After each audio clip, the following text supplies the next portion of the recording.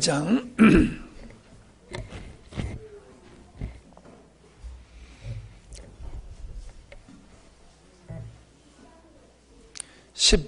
17절 말씀하시기를 말세에 내가 내 영을 모든 육체에 부어주리니 저희의 자녀들은 예언할 것이요 너희의 젊은이들은 환상을 보고 너희 늙은이들은 꿈을 꾸리라. 그때에 내가 내 영을 내 남종과 여종에게 부어주리니 그들이 예언할 것이요 또 내가 위로 하늘에서는 기사를 아래로 땅에서는 징조를 베풀리니 곧 피와 불과 연기로다. 아멘. 30년 전, 지금 좀 모르겠습니다만은, 이게 혼자 기도하다가, 새벽이든지 아니면 밤에든지, 혼자 기도하다가 성령에 임하시는 역사들이 종종 있었어요. 그렇게 성령이 강하게 임하실 때 방언에, 여기 사도행전 2장에 나오는 것 같이 방언의 역사가 일어나고 진동이 오고 또 입신이 들어가는 일도 생기고 환상을 보는 일도 생기고 여러 가지 은사가 나타나는 그러한 일들이 종종 있었습니다. 내가 어렸을 때에 다녔던 교회가 바로 이북에서 피난 나오신 분들이 세운 그런 교회였어요. 감리교회였었는데 그분들은 신앙을 위해서 완전히 모든 걸 다 버리고, 아브라함이 고향을 떠날 때는 그래도 우양을 가지고 나왔지만은 이북에서 신앙을 위해서 남쪽으로 내려오신 분들은 진짜 몸만 가지고 내려왔거든요. 몸만 빠져나왔기 때문에 그분들이 참 고생 많이 하셨어요. 그분들이 사는 동네가 개척단이라고 이렇게 우리가 불렀거든요. 개척단. 왜 그러냐면 그게 산이었어요. 산을 다 나무를 베내고 거기를 개간해 가지고 거기서 보리 심고 고구마 심고 그렇게 참 어렵게 생활들을 하시고, 우리 마을에 와서 품을 팔고 품삯 받아가면서 볏집을 한 짐씩 얻어가지고 가서 생활하고, 그렇게 어렵게 생활을 하지만은 그분들이 참 신앙생활은 뜨거웠어요. 그래서 집회를 하면은 항상 성령의 임재하시는 놀라운 역사들을 우리가 많이 경험했지요. 그래서 이렇게 성령이 임하셔서 진동을 해가지고 무릎을 꿇고, 그때는 의자가 없을 때니까 무릎이 까지도록 진동하면서 기도하고 그랬던 역사가 있습니다. 그랬던 분들이 이제 그때 나보다 약간 위에 한 5살, 10살 위에 분들이 신학교를 많이 갔어요. 그렇게 성령의 충만함을 경험한 후에 신학교를 많이 가고, 그분들이 도회지 가가지고 도회지 교회들을 이렇게 섬기는, 그래서 대부분의 그 농촌에 있던 교회 성도들이 도시로 가가지고 도시교회를 부흥시키는 그런 주역들이 되기도 하고 그랬습니다. 왜 이 시대에는 분명히 말세에 내가 내 영으로 모든 육체에 부어주겠다. 물론 오순절의 성령의 역사로 이 역사가 시작되었습니다마는 오늘날 왜 우리 한국교회는 이런 성령의 임재에 대한 갈망이 없는가 하는 거예요. 나부터도 가만히 나의 자신을 살펴보니까는 사람이 변화되어지는 것은 은사를 통해서 변화되지를 않아요. 아무리 성령이 임재하시고 놀라운 은사가 임하고 또 어떤 능력이 나타나고 그런다 할지라도 사람이 변화되는 건 아니에요. 사람이 변화되어지는 것은 내적인 성령의 역사하심, 생명이신 그리스도의 역사를 통해서 우리 속사람이 변화되는 거예요. 우리가 한국 교회가 초창기에는 미국의 아주사 부흥 운동의 은혜를 입었던 젊은이들이 한국에 선교사로들 많이 왔거든요. 그래서 장로교지만은 오순절적인 그런 그 모습들이 한국 교회에 있었어요. 이제 그러다 보니까 오순절 쪽이 뭐가 약하냐 하면은 말씀이 약해요. 그쪽 오순절 계통의 순복음 계통이죠. 그쪽에는 교리가 약해요. 장로교는 교리가 아주 탄탄하지요. 그래서 오순절적인 역사를 통해서 한국교회가 많이 부흥했던 게 사실인데, 그러다 보니까 아까도 얘기했다시피 사람들이 변화가 안 되는 거예요. 어떤 교회는 부흥되는데 성도들이 변화되지 않는 것 때문에 한국교회가 고민을 하다가 이제는 뭐 은퇴를 다 하시고 또 천국 가시고 그랬습니다만은, 특별히 그 지구촌 교회, 또 온누리 교회, 사랑의 교회,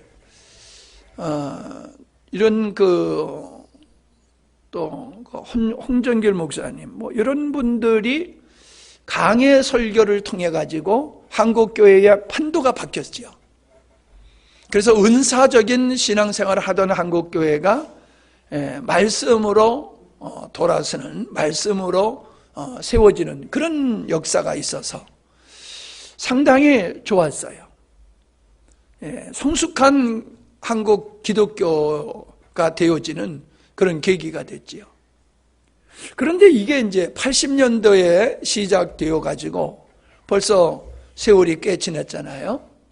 이러다 보니까는 어떤 또 폐단이 생기냐 하면은, 말씀은 풍성한데 냉랭한 한국 교회가 돼버렸어요. 또 문제가 뭐냐 하면은, 그때로부터 이제 한국은 급속도로 경제가 부흥되어지고 사회가 안정되어지고 이러다 보니까는 우리 국민의 정서가 경제적인 어려움에서 벗어나고 질병에서 벗어나고 안보라고 하는 측면에서도 좀 안정감을 갖게 되어지고 하다 보니까는, 소위 말해서 성경대로 말하면 배부르고 등 따숩게 된 거지요. 그러니까는 하나님을 찾는 일이 현격하게 떨어지게 됐지요. 그래서 큐티라고 하면서 이제 말씀을 개인적으로 묵상하고 나누는 이런 일들이 활발하게 되어서 아주 한국 교회가 엘리트적인 신앙생활로 이렇게 성숙하는 그런 모습을 보이는 것 같았어요. 외적으로 보면 한국 교회는 상당히 세련됐지요. 성숙한 모습을 가졌지요. 그런데 내면을 들여다보면은 가슴이 식은 냉랭한 그런 한국 교회가 되었다라고 하는 거지요. 그때서부터 한국 교회는 침체하기 시작을 했어요. 성령 운동을 했을 때에는 보편적으로 교회가 부흥하는 추세였지만은 말씀하면서 점진적으로 한국 교회는 냉랭한 길로 들어서고 침체의 늪에 빠지게 되었다라고 하는 겁니다. 지금도 한국에서 부흥하는 교단은 오순절적인 교단이에요. 오순절 쪽의 교회는 계속해서 부흥을 해요. 근데 말씀하는 장로교회는 점점 쪼그러들고 있는 게 현실이에요. 그런데 문제가 또 뭐냐 하면은, 역시 오순절 계통의 사람들은 성령에 대한 오해, 어떤 성령의 운동은 잘 하지만은 성령에 대한 오해로 말미암아 건강한 신앙생활이 되지 못하고 있는 게 사실입니다. 외형적으로 교회는 부흥하지만은 내실로 들여다보면은 말씀에 근거한 신앙이 아니고 신비주의적 혹은 기복주의적인 신앙을 갖게 돼 있는 거지요. 엄밀히 따지고 보면은 한국 교회에 부흥하는 교회들은 건강하게 부흥하는 것이 아니더라. 건강하게 과거에도 우리가 말씀의 부재 속에서 한국교회가 부흥했다라고 하면은 지금도 부흥하는 교회들은 그러한 문제를 갖고 부흥을 하고 있다. 그러니까 어떻게 보면은 외적인 부흥을 얘기하는 거지 진정 내적인 부흥은 없는 그런 것이 한국교회예요. 그래서 내가 봤을 때에는 오순절적인 부흥하는 교단이나 말씀 하면서 냉랭해지는 장로교 쪽 칼빈주의적인 이런 장로교의 문제나 역시 공의 한국교회는 지금 문제를 가지고 있다. 그렇게 봐집니다. 이제 나 같은 경우는 어렸을 때부터 그런 성령의 역사하심을 보고 자랐기 때문에 어떤 성령의 나타나신 역사에 대해서는 아주 익숙해요. 몸에 배고 낯설지 아니하고 그냥 익숙한 그런 환경이었습니다. 그러나 내 주변의 은사자들이 이렇게 그 은사자들을 봤을 때는 좀 오만한 모습들이 보였어요. 은사가 있다고 하는 걸 통해서 우월의식을 갖고 내가 신앙이 아주 굉장한 신앙을 가지고 있다. 이렇게 자부심을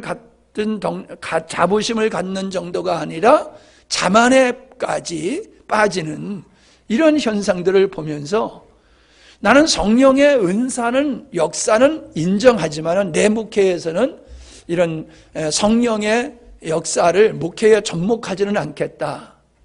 그렇게 해서 좀 멀리 했지요. 그런 어떤 계기를 통해 가지고 결국은 이게 아니로구나 라고 하면서 다시금 성령께서 역사하시기를 사모하면서 이렇게 했을 때에 그때 이제 알파하고 그럴 때지요. 그때 이제 새롭게 우리 교회가 성령의 임재하시는 놀라운 역사들을 많이 경험하게 됐지요. 그러다가 또 조금 바뀌게 된 동기가 은사에 대해서는 사람들이 관심을 갖는데 역시 하나님의 말씀에는 관심을 갖지 아니하고 하나님께서 우리를 인도하시는 목적을 향해서 신앙을 지향하고 가야 되는데 그냥 은사에 머무르는 이런 현상들이 또 보이는 거예요. 사모님의 사역을 보더라도 사람들이 말씀을 사모하기보다는 사역에 더 관심을 갖고 우리가 8월달 집회를 한다 할지라도 사람들이 십자가의 복음에 관심을 갖기보다는 또 역시 은사에 관심을 갖고 뭐예요? 정말로 주님이 원하시는 예수님을 닮아가고 성숙한 그리스도인이 되어지는 게 이게 진짜인데 여기에 목표를 두지 아니하고 자꾸 성령에 나타나신 현상들에 사람들이 이렇게 그쪽으로 쏠리더라라고 하는 거지요. 그래서 또 이제 그런 것을 좀 중단하고 오직 복음을 전하는 일에 전념하면서 지금까지 왔어요. 그러나 지금의 또 우리 교회를 본다라고 하면 또 문제가 있어요. 한국 교회에 문제가 있는 것 같이 우리들도 그런 문제를 가지고 있어요. 어떤 문제입니까? 말씀이 있는 곳에는 성령의 역사가 있어야 돼요. 성령의 역사가 있지 아니하는 말씀은 그냥 이론에 지나지 않아요. 교리에 지나지 않아요. 이게 생명이 없는 그냥 말씀만 가지게 되어지는 거지요.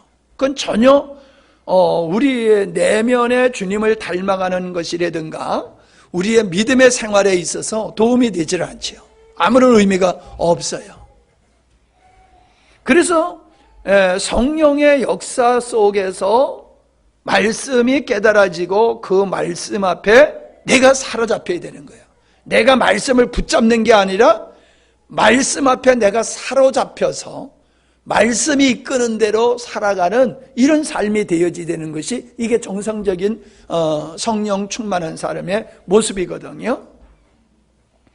우리가 주님을 닮아가야 된다라고 하는 성숙하고 경건한 모습에 대해서는 많이 애를 쓰고 이해를 하고 많이 발전된 것은 사실이에요. 그러나 우리가 성령 충만해서 내가 예수님을 닮아간다라고 하는 것을 생각해 보면 손해볼 일이 없어요. 내가 예수님 닮아가는데 생활적으로 뭐 손해볼 일이 뭐가 있습니까? 내가 예수님 닮아갔을 때에 나의 삶이 경건하고 우리 가정이 또 건강하고 우리의 삶이 안정되고 복된 것밖에 없어요.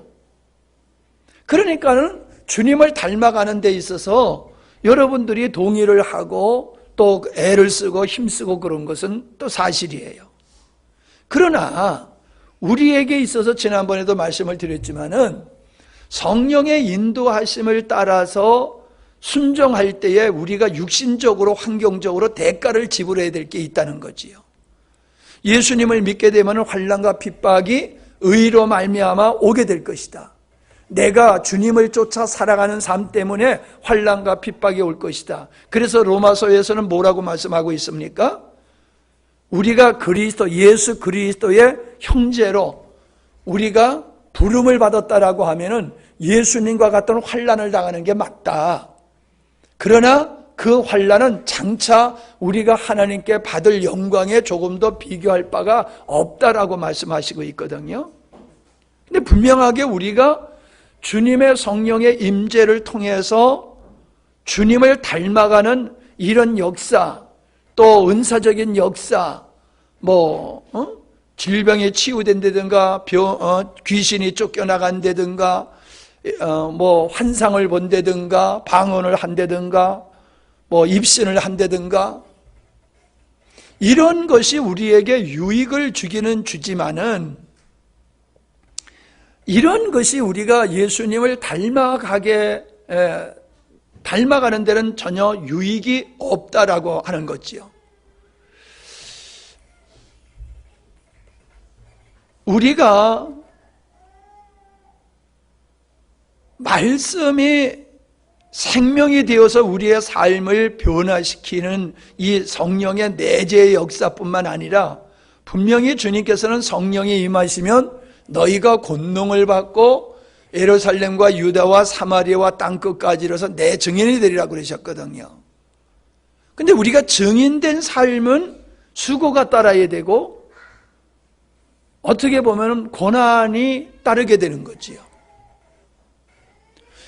우리가 예수를 믿어도요, 전도를 하지 아니하면 핍박받을 일이 없어요.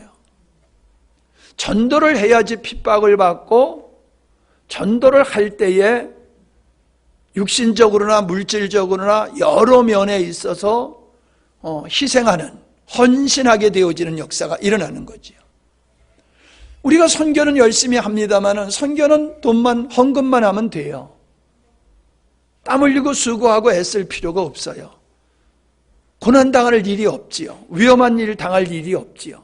그러니까 선교는 쉬워요. 근데 선교보다도 더 어려운 게 전도거든요. 그리스도의 증인된 삶을 사는 거지요. 그냥 내가 예수님을 믿는 것이 아니라 내가 적극적으로 세상 사람들한테 예수 그리스도의 증인이 되어지는 삶을 살아갈 때는 조롱과 조소와 멸시와 핍박이 따르게 된다는 거예요. 그래서 이거를 안 해요. 사모하지를 않아요. 전도를 해야 된다고 하는 것은 머리로 하는 거지 가슴에서 전도를 해야 되겠다라고 하는 이 갈망이 없어요. 그러니까 의무적으로 전도하고 그냥 어떻게 보면은 형식적으로 주변의 사람들한테 그냥 큰 부담 없이 그냥 교회 갑시다 하는 정도지 적극적으로 복음을 전하는 일에 있어서는 손을 놓고 있지 않나. 전도는 교회 갑시다가 전도가 아니에요. 전도는 복음을 바르게 전하는 게 전도예요. 나는 이번에 강민경 자매님 외할머니 돌아가셨을 때에 그 외삼촌이 형제 중에서 강 자매님 어머니하고 그 외삼촌 두 분만 예수님을 믿는데 어머니가 돌아가시기 전에 이렇게 휴가를 내 가지고 병원에 와 가지고 어머니에게 재차 복음을 전했더라고요. 근데 내가 지금까지 전하면서 죄에 대해서 명확하게 예수님이 내 죄를 위해서 죽으셨습니다. 어머니의 죄가 뭔지 아십니까? 라고 하면서 내가 늘 전하는 죄 있잖아요. 그거를 명확하게 전하셨더라고요. 그냥 우리가 도덕과 윤리적으로 그냥 죄인이야 이게 아니라, 그 죄가 아니라 하나님을 믿지 않는 그 죄 때문에 지옥 가는 겁니다. 그걸 명확하게 전해주셨더라고요. 여러분, 우리가 사람들에게 우리는 죄인입니다, 당신은 죄인입니다 그러면은 기분 나쁘지만은 반론할 사람은 없어요. 왜? 죄인 아닌 사람 없거든요. 다 자기가 죄인인 걸 인정하거든요. 그런데 우리가 보편적으로 인정하는 그 죄가 아니라 예수님을, 하나님을 믿지 않는 그 죄 때문에 지옥 가는 겁니다 라고 얘기를 하면은 사람들이 그거에 대해서는 동의를 안 해요. 동의를 안 해요. 근데 복음을 전하는 참다운 복음은 그것부터 시작되는 거예요. 물론 창조의 의도서부터 시작되지만은 거기서부터 하면 좀 복잡하고 어렵잖아요. 그러니까는 종전에 내려오는 대로 아담이 범죄한 그 죄가 뭐냐, 왜 멸망당해야 되느냐라고 하는 그 죄에 대해서 명확하게 얘기하고, 예수 그리스도의 죽음이 하나님의 의를 이루는 것으로 예수님의 십자가를 나의 십자가로 믿고 내 죄 사하여짐과 나의 옛사람이 죽었다라고 하는, 그래서 이제는 하나님의 창조의 의도를 따라서 하나님을 위해서, 구원의 목적을 위해서, 하나님을 위해서, 이거를 복음을 우리가 바르게 전하는 게 중요해요. 이게 진짜 전도예요. 교회 갑시다라고 하는 게 전도가 아니에요. 교회를 아무리 많이 다녀도, 그리고 직분자가 돼도 구원받지 못할 사람이 얼마나 많은데요. 그러니까 우리가 전도라고 하는 것을 교회 데리고 오는 걸 갖다가 전도라고 착각하고 있지요. 교회를 안 나와도 예수님을 믿고 구원받을 사람이 있고, 교회를 나와도 예수님을 믿지 아니하고 지옥 갈 사람이 있다는 거예요. 그래서 여러분, 교회를 데리고 나오는 것은 말씀을 들을 수 있는 기회가 주어지니까는 교회 가자고 하는 건 좋아요. 그러나 교회에 오는 게 곧 구원이라고 생각해서는 아니 된다는 거지요. 여러분들이 어떤 영혼들을 구원하기 위해서는 꼭 교회에 데려올 필요가 없어요. 그냥 삶의 터전에서 예수 믿고 구원받게 할 수 있어요.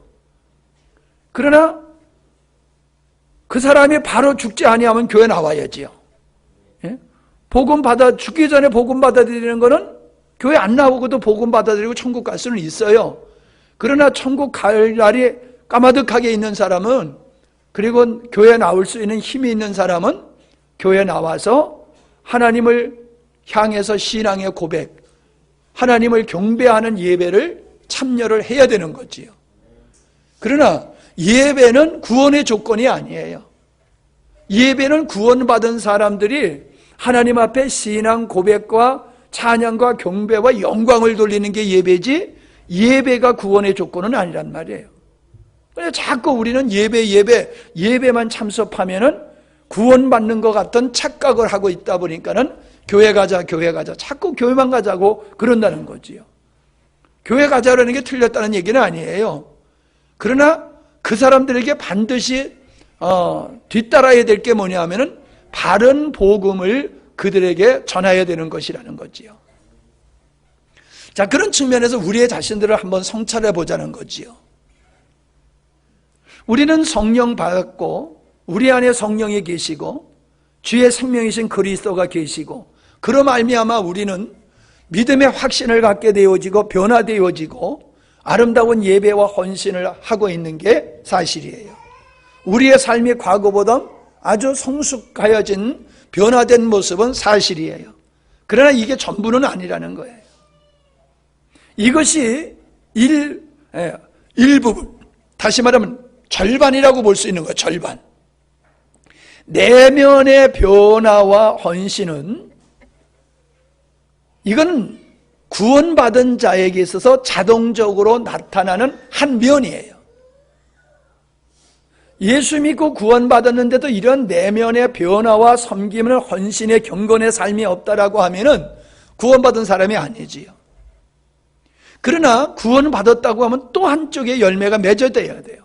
그게 뭐냐 하면은 이런 영혼에 대한 안타까운 마음이 또한 발생해야 된다는 거예요. 이런 영혼, 하나님께서 찾고자 하는 영혼을 구원하고자 하는 그 일을 위해서 주님이 이 땅에 오셨고 그 일을 위해서 성령을 우리에게 보내주셨는데 그 일은 수고가 따라야 되고 희생이 따라야 되고 핍박에 따라야 되는 것이기 때문에 사람들이 여기서는 외면한다는 거예요. 외면한다는 거예요. 그러니까 우리 안에 성령이 계셔도 이런 쪽에 우리가 외면을 하다 보니까는 성령도 그런 쪽에는 역사를 안 하시는 거예요. 성령은 인격자시기 때문에 우리가 동의하지 않는데도 역사하지 않으세요. 물론 강권적으로 구원하기 위해서 여러 가지 일을 하시는 부분은 있어요. 그러나 인격자시기 때문에 우리 의지를 묵살해버리고 그냥 일방적으로 하지 아니하시고 우리가 동의를 하고 사모하고 애쓸 때에 하나님께서 역사를 하시는 거거든요. 그러니까 우리에게 큰 문제가 있어요. 50%의 자랑스러운 부분이 있는 것도 감사의 조건이지만은 우리는 해결하지 못하는, 여러분이 내 자신을 부인하지 못하는 것 때문에 애를 쓰는 거 알아요. 그러나 내 자신을 부인하지 못하는 것은 내 자신이 살아있기 때문에 하나님 앞에 역행하는, 불순종하고 대적하는 삶을 살 뿐만 아니라 경건하지 못한 삶을 통해서 나에게 화가 돌아오고 있는 걸 여러분은 알고 있잖아요.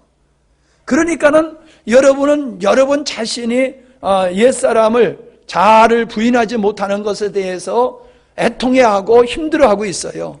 왜? 결과가 삶 속에서 오기 때문에 그런 거거든요. 그러나 전도하지 않는 것 때문에 고통이 오는 건 없어요. 전도하지 않는 것 때문에 고통받는 건 없어요. 전도하면 고통이 오지, 전도를 안 하는 데에 육체적인 고통이 없어요. 그러나 영적인 고통이 와야 된다는 거예요. 영혼을 볼 때에 하나님의 마음, 주님의 마음을 갖게 되어지면 이런 99마리의 양보다도 이런 양을 찾는 목자와 같은 마음이 우리들에게 작동되어야 된다는 거예요. 그래서 내가 예수 믿고 우리 가정이 예수 믿는 것으로 만족하는 게 아니라 구원받지 못한 영혼들을 보면은 안타까운 마음이 들고 저분들을 어떻게 예수님 믿게 해서 하나님의 목적을 이루고 저들의 삶이 하나님 앞에서 복된 삶을 살게 할까? 이러한 것들이 끊임없이 우리 마음속에서 솟아올라야 되는 거예요. 그런 갈망에 의해서 우리들이 밥도 사주고 가서 몸으로 봉사도 하고 때로는 욕도 얻어먹고 그러면서도 전도하게 되는 거거든요. 그런 마음이 없으면 전도를 할 수가 없어요. 전도는 기술적으로 훈련을 받아가지고 하는 게 아니에요. 우리의 마음속에서 그러한 영혼을 향한 애틋한 마음이 일어나야지만 가능한 거거든요. 그런데 그런 마음이 사모할 때에 주어지지 가만히 있는데 주어지는 건 아니라는 거지요. 우리의 변화의 역사도 여러분 얼마나 우리가 사모합니까? 내적으로 우리가 변화되고 주님을 닮아가고자 하는, 그리고 우리 안에 성령께서 역사하시고자 하는 간절한 갈망이 있으니까 성령께서 역사하시고 우리가 이렇게 변화되는 거거든요. 마찬가지예요. 전도도 우리가 하나님 앞에 기도해야 돼요. 이런 마음이 없을 때에 하나님, 내가 정상적이지 못합니다. 내가 정상적이라고 하면은 죽어가는 영혼, 죽은 영혼들 보고 지옥 가는 영혼들 보고 내 마음이 안타깝고 그들을 향해서 눈물을 흘리고 어떻게든지 전도의 기회를 찾고 기회가 오면 전도하는 이런 내 마음이 없습니다. 그걸 안타까워하면서 우리 마음속에 영혼에 대한 주님의 마음을 달라고 우리가 간절하게 기도해야 된다는 거예요. 이런 기도가 우리들에게 얼마나 있냐는 거예요. 늘 얘기했지만 우리는 우리의 육신의 문제는 기도해요. 그런 문제를 가지고 기도하고 철야도 하고 금식도 하고 그럽니다. 그런데 정말로 주님의 나라를 위해서는 우리가 철야를 하고 금식하냐 말이에요. 작정기도 하고 그러냐고요. 나의 육체와 나를 위해서는 그렇게 하지만은 주의 나라를 위해서는 우리가 그렇게 못하고 있어요. 이게 뭐예요? 성숙한 그리스도인의 모습이 아니라는 거지요. 우리는 대한민국을 봤을 때에 여러 가지로 안보나 경제나 사회적으로 문제가 있어서 문제 있다 이렇게만 보면 안 돼요. 한국교회의 진짜 문제는 그런 데 있는 게 아니에요. 하나님을 멀리하고 있다는 거지요. 배부르고 등 따서 오니까는 하나님을 점점 멀리하는 이 민족이 위기가 그거예요. 그런데 그런 이 민족이 하나님으로부터 멀어지는 것을 염려하고 기도를 해야 되는데 그런 염려가 아니라 안보에, 경제에, 사회적인 여러 가지 풍조에 문제가 있으니까 야 이게 한국 우리나라 이거 문제로구나. 그러면 그건 육적으로 보는 거지 영적으로 보는 거에 대해서는 미숙하다는 거지요. 그래서 우리가 한국교회의 위기, 대한민국의 위기를 환경적으로, 정치적으로, 안보적으로 보는 게 아니라 영적으로 바라봤을 때에는 이 민족이 점점 하나님을 떠나가면서 하나님 앞에 진노를 쌓는 길로 가고 있다. 이걸 보고 염려하고 걱정해야지 방송에서 얘기하고 정치인들이 얘기하는 그 사람들의 얘기를 듣고 야 이게 우리나라가 진짜 문제가 있네 라는 것은 유치원 수준이 되는 거지요. 정말로 우리가 염려해야 될 건 그런 거예요. 그러니까 우리의 자신과 나라를 봤을 때에 하나님의 관점에서 우리를 보고 그거를 해야 된다는 거죠. 그런 염려를 하고 기도를 해야 된다는 거지요. 여러분 솔직하게 우리 한번 생각해 보세요. 내가 예수님 믿고 나를 예수 믿게 하기 위해서 수고하고 또 내가 오늘까 여만큼 여기까지 성숙할 수 있는 신앙의 자리까지 이르도록 나를 위해서 애쓰고 수고하고 기도한 사람들이 있잖아요. 그런데 나는 그렇게 또 다른 사람에게 사랑의 빚을 갖고 있냐는 거지요.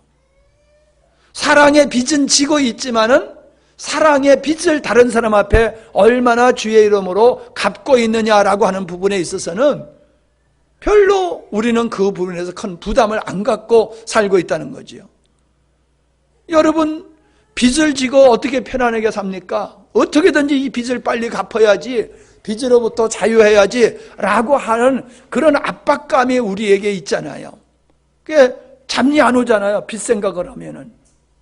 그와 같이 우리는 사랑의 빚을 진 자로서 우리는 미국이나 캐나다나 호주나 영국이나 이런 나라에서 선교사들이 와서 우리에게 복음을 전했고 6.25 때 그 수많은 나라에서 와서 젊은이들이 이 나라의 자유 대한민국을 위해 가지고 자기 나라도 아니잖아요. 아주 못 사는 대한민국의 대한민국을 지키기 위해서 세계의 젊은이들이 와서 얼마나 많이 피를 흘렸어요? 우린 빚을 졌잖아요. 우리가 그분들에게 가서 피를 흘리면서 보답할 수는 없지만은 경제적으로 우리가 그분들에게 보답을 할 수도 있고 여러 가지로 보답할 수 있는 길이 있겠지요. 근데 보답은 고사하고 그분들이 우리의 조상들이 이루어 놓은 이 자유 대한민국을 한국교회를 너무나 지금 쉽게 무너지고 있는 현상을 보면서 빚을 갚아야 할 우리들이 빚도 못 갚고 그냥 주저앉는 게 아니냐라는 생각을 지울 수가 없어요. 그러니까 우리가 성령이 왜 오셨느냐라고 하는 것을 명확하게 우리가 인식을 해야 되는 거예요.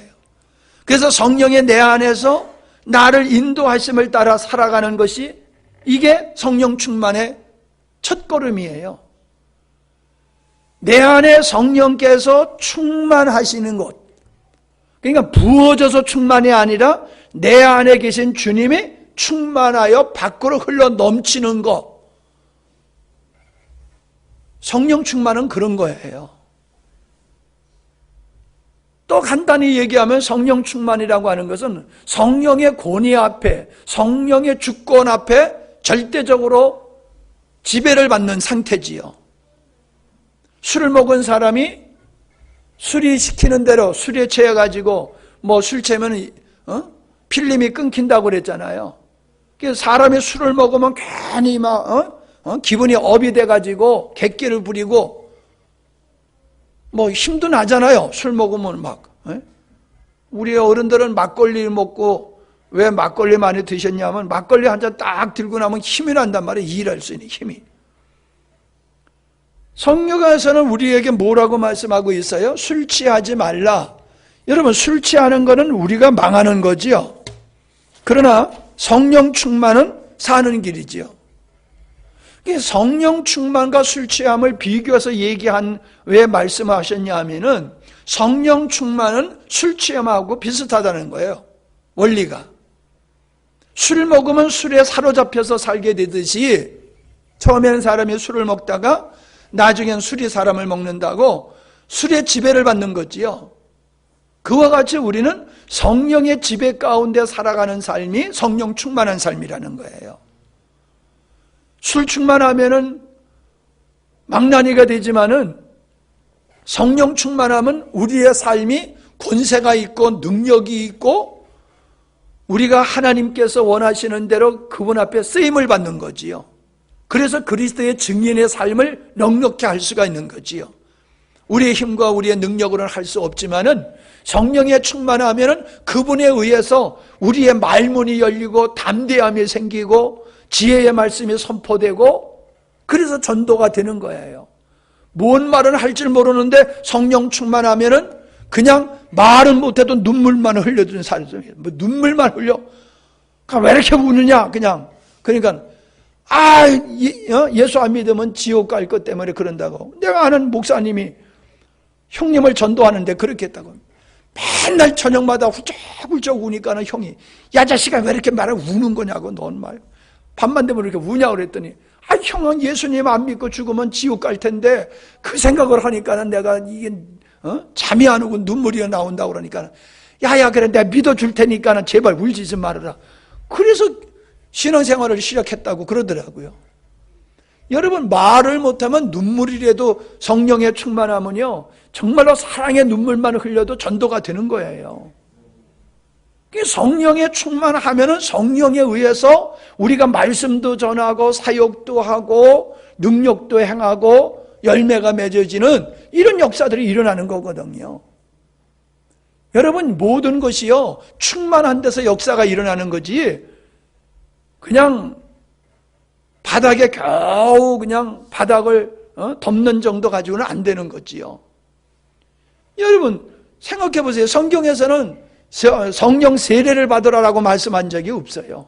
성령이 임하시면 너희가 세례를 받게 될 것이다 라고 얘기했고 그 다음에 하신 말씀이 뭐냐면 성령 충만함을 받으라라고 말씀했어요.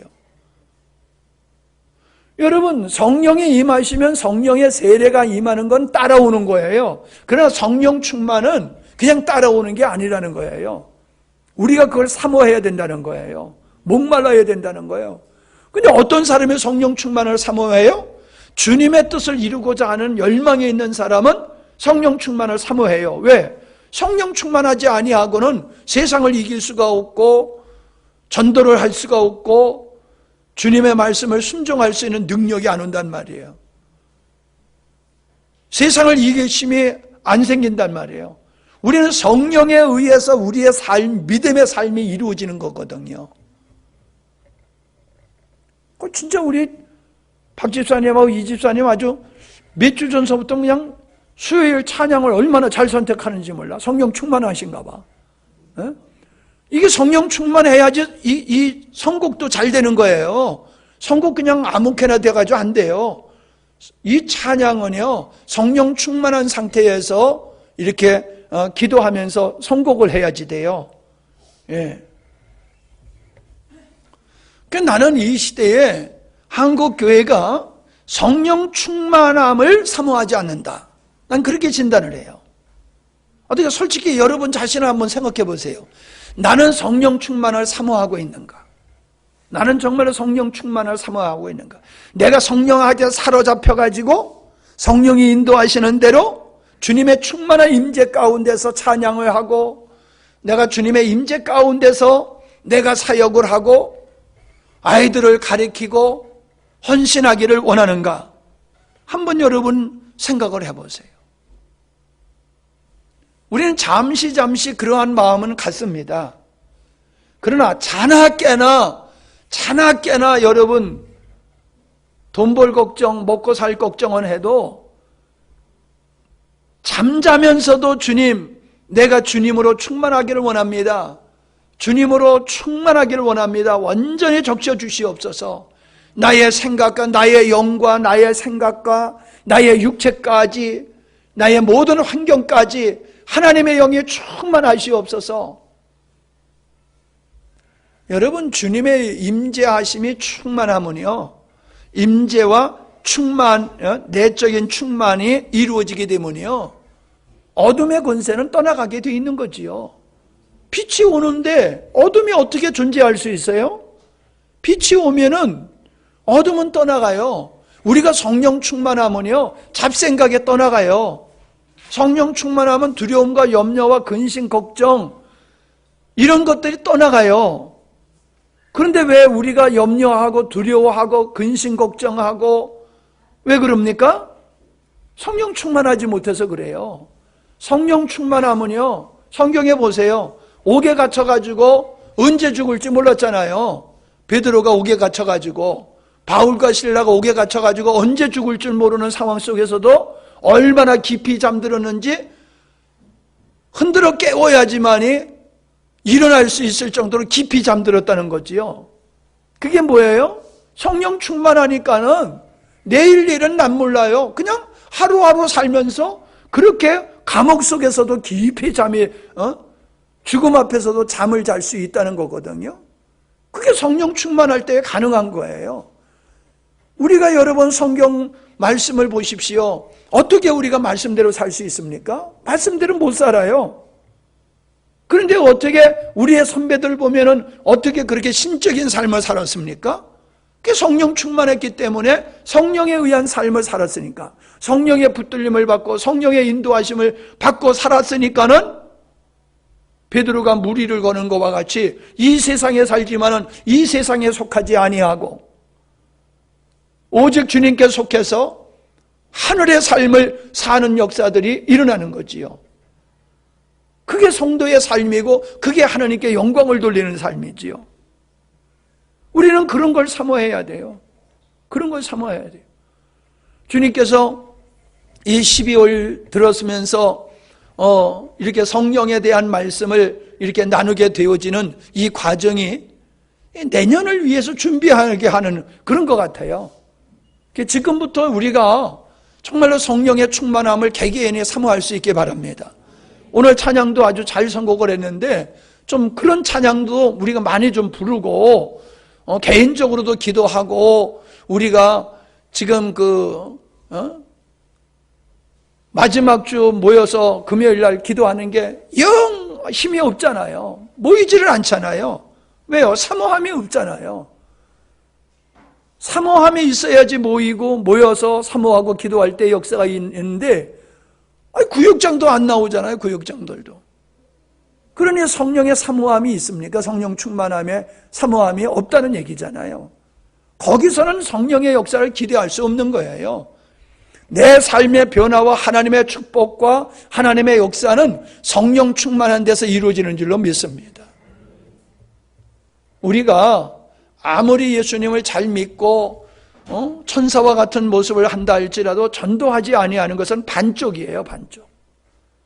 우리는 내적으로 주님을 닮아가고 성숙하는 것과 더불어서 반드시 절반은 뭐예요? 영혼을 낳는 일들을 해야지 되는 겁니다. 근데 해보니까 잘 안 되지요? 잘 안 돼요. 왜 안 돼요? 내 힘으로 하니까 안 되는 거예요. 내 힘으로 하면 안 돼요. 여러분 전도하기 전에 여러분의 마음속에 영혼에 대한 뜨거운 마음만 있으면 돼요. 그러면 주님께서 영혼을 만나게 하시고 그 영혼을 여러분을 통해서 하나님이 불러내는 거지, 여러분의 수고와 여러분의 노력과 여러분의 어떤 기술적인 방법으로 어떤 사람을 예수 믿게 할 수 있는 게 아니에요. 복음과 사랑이 영혼을 얻게 되는 줄로 믿습니다. 복음과 사랑, 생명의 복음과 그 영혼을 사랑하는 진실한 마음이 있게 되어지면은 반드시 전도는 되게 되어 있습니다. 전도 대상은 조그만 아이가 있을 수 있고, 친구가 될 수도 있고, 어른이 될 수도 있어요. 동료가 될 수도 있고, 상사가 될 수도 있어요. 전도 대상은 정해져 있는 게 아니에요. 하나님께서 여러분이 성령 충만하고 영혼을 사랑하는 마음이 있으면 어떤 영혼이든지 여러분에게 붙여주실 줄 믿습니다. 예. 우리 마지막 날에 아까 찬양 불렀었죠? 그거 다시 한번 부르고, 그거 좀 어디